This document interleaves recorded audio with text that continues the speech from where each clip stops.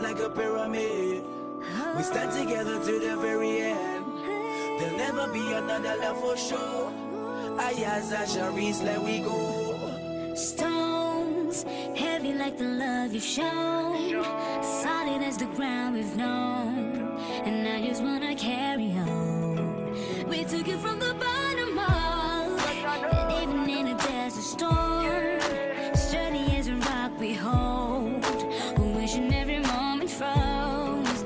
No, I just wanna let you know, Quakes can shake us, cyclones can break us, hurricanes can take us.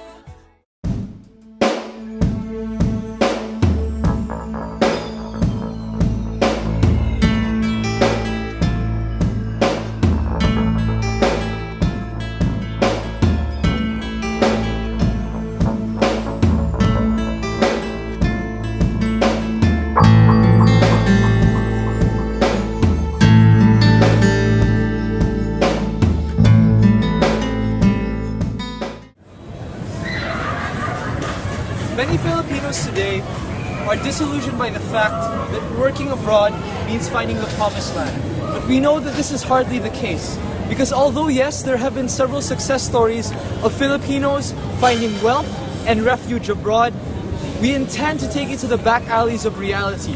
Here, our OFWs are beaten, abused, starved, enslaved, and indignified, ladies and gentlemen.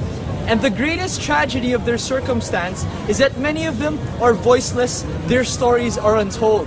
So ladies and gentlemen, today we intend to break the silence of their oppression and expose the horrors of their reality. We will be their voice.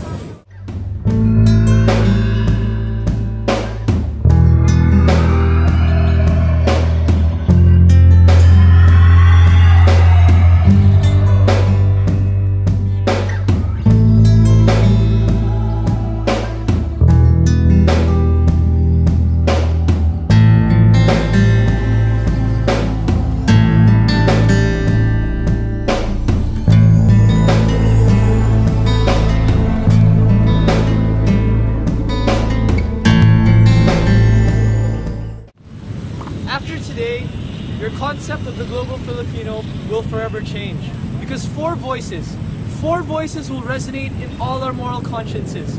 You will hear from the lives of the abused, the discriminated, the endangered, and the deceived. Therefore, open your minds, open your ears, and open your hearts to the sound of silence.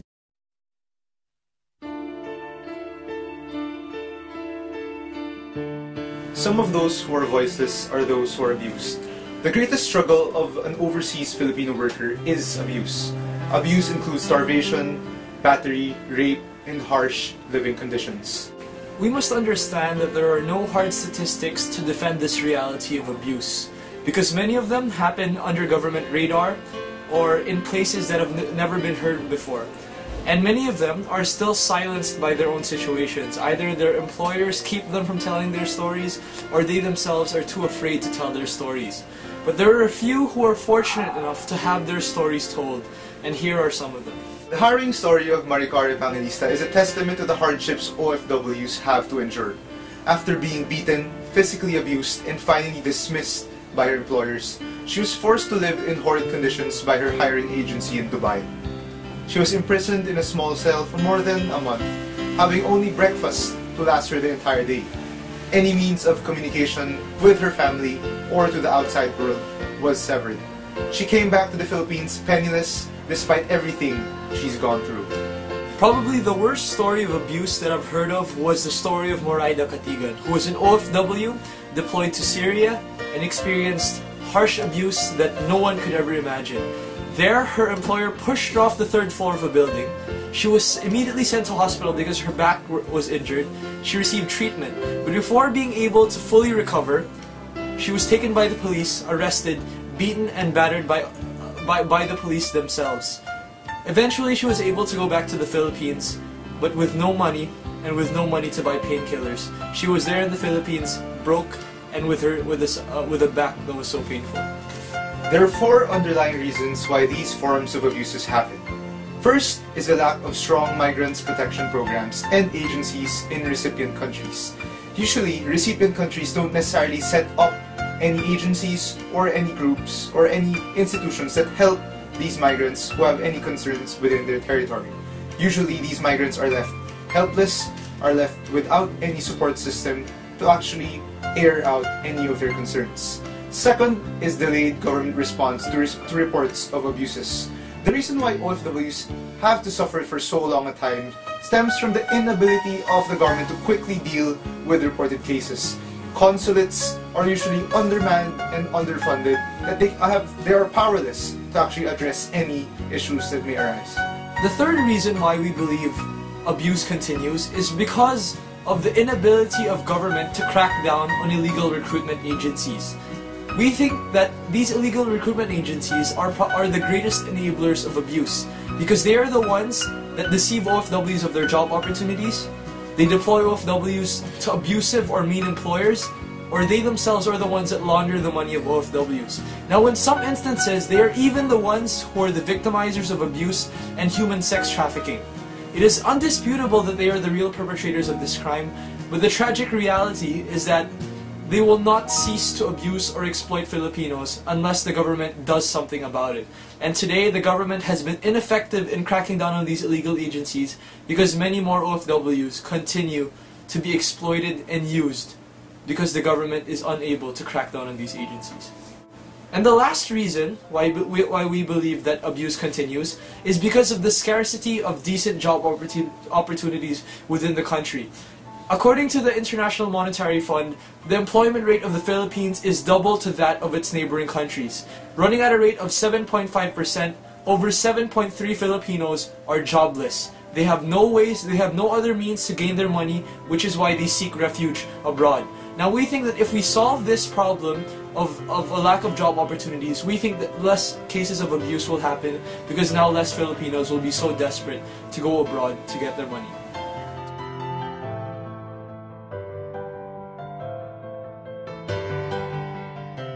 Some of those who are voiceless are those who are discriminated. Racial discrimination first existed during the Spanish colony. The Spanish, during their stay in the country, have established that their race is superior than the Filipinos. And with this, the Filipinos were heavily stereotyped as half-civilized, uneducated, and worthless. In fact, Filipinos were called Indios during Spanish, which means mangmang or idiot. America shows a number of discrimination cases to the Filipinos. Just recently, during the year 2007, an episode of Desperate Housewives showed racial discrimination against the Filipinos, specifically in the medical industry. Another case of discrimination is showed by the British Broadcasting Company, or BBC, where they showed discrimination against the domestic helpers. It was humiliating and racist sin for the Filipinos, and for both cases, though apologies have been made, there is still image left on the Americans that Filipinos are still slaves to them. Almost all of the discrimination against Filipinos were merely justified using cultural discourses and stereotypes formed and held by the citizens in the various countries. Philippines, compared to other countries, is merely seen as a country buried in poverty. Filipinas were essentially viewed as willing to take any job overseas, such as being a mere domestic helper. Filipino migrants in general are the targets most of the time of discrimination because of the differences in culture they experience overseas. Discrimination perpetuates inequality among the workers. This inequality may manifest itself in the form of unequal pay or barriers to promotion. Additionally, inequality in the workplace may also influence job assignments to more unpleasant or hazardous jobs, such as truck drivers in war zones in Afghanistan. Individuals exposed to discrimination are actually in danger of succumbing to occupational stress because of it.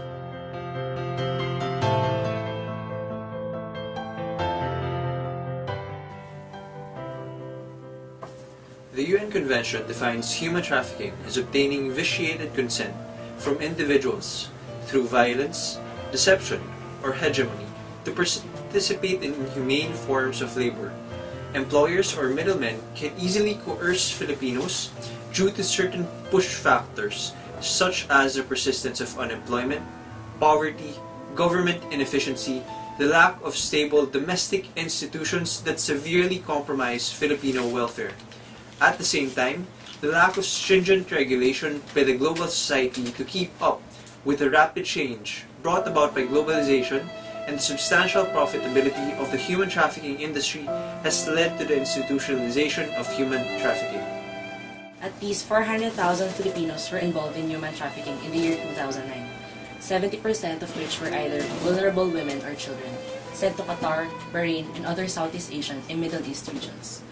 Due to the increased activity of human trafficking in the past decade, the international community has put the country at Tier 2, along with other countries where substantial levels of human trafficking transpire. All Filipinos, women, children, and everybody else are vulnerable to the process of human trafficking. Due to the relatively biased treatment against women by society and her household, she receives relatively low amounts of income, especially those in the rural regions. Thus, these individuals have significantly higher level of push factors that will increase the propensity to consent to human trafficking. Usually, women are forced to be involved in the sex and mail-order bride industry. Both circumstances usually lead to the procurement of sexual diseases and unwanted pregnancies obtained through the process of prostitution or rape. Most importantly, the extremely personal autonomy on one's sexual life is stripped from these individuals, thus trampling human dignity in the process. With the relative ease of deceiving Filipino kids, these Filipino children are also involved in the process of human trafficking. These kids are then forced to participate in adult work activities that their body can yet to be able to handle. Possibly, these kids also engage in the activities of adoption or the military, sectors rampant of problems, the lack of regulation, and the persistence of danger in this sector. Under these circumstances, children that should be enjoying their childhood are also extremely vulnerable to physical and emotional abuse. In general, other Filipinos exposed to both formal and informal sectors that provide low wages but non-commensurately impose such heavy responsibilities. Worse, majority of them experience physical abuse in the form of deprivation from basic physiological needs such as food, shelter, and water, and physical battery by means of force accompanied by oppressive equipment. Others even have their vital organs expropriated from them. As a domino effect, the vulnerability of these Filipinos to physical abuse will cause psychological trauma or even force individuals to resort to substance or alcohol abuse. Such harms are irreversible and beyond repair that will forever scar and thus limit the capacity of one's bodily functions. Sharon, a 13-year-old girl, was kidnapped and sold as a virgin for $30 US. In a brothel, she was raped by 8 to 15 men every night, even when she had her menstrual period or was running a fever, and by the time she escaped with a customer's help in February of 1997, she had serviced more than 1,500 men. Former Congressman Manolet Lavides promised $30 for sexual favors to 4 15-year-old girls, enough for a new pair of shoes one of the girls said she needed.